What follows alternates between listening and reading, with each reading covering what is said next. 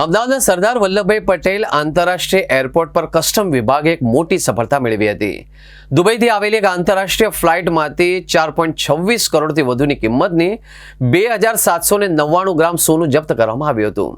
આ કાર્યવાહી દરમિયાન દાણચોરીની એક નવી અને ચતુરાઈભરી પદ્ધતિનો પર્દાફાશ થયો હતો, જે કસ્ટમ અધિકારીઓ માટે પણ એક નવો પડકાર છે. કસ્ટમ અધિકારીઓને બાતમીના આધારે દુબઈથી આવેલી ફ્લાઇટની તલાશી લીધી. આ તપાસ દરમિયાન વિમાનના શૌચાલયમાં 2 શંકાસ્પદ પાઉચ મળી આવ્યા હતા. આ પાઉચ ખોલતા તેમાંથી 24 સોનાના બિસ્કિટ મળી આવ્યા, જેનું કુલ વજન 2799 ગ્રામ થવા જાય છે. કસ્ટમ દ્વારા સોનાનો મોટો જથ્થો કબજે કરવામાં આવ્યો હતો. આ દાણચોરીની મોડસ ઓપરેન્ડી ચોંકાવનારી છે.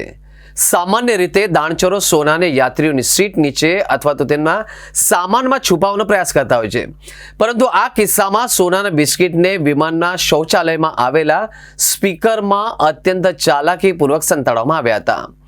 આ પદ્ધતિ અપનાવવાનો મુખ્ય હેતુ દાણચોરી કરનાર વ્યક્તિઓને ઓળખવાનું અત્યંત મુશ્કેલ બનાવવાનો હતો, કારણ કે આ સોનું બિનવારસી હાલતમાં મળી આવ્યું છે.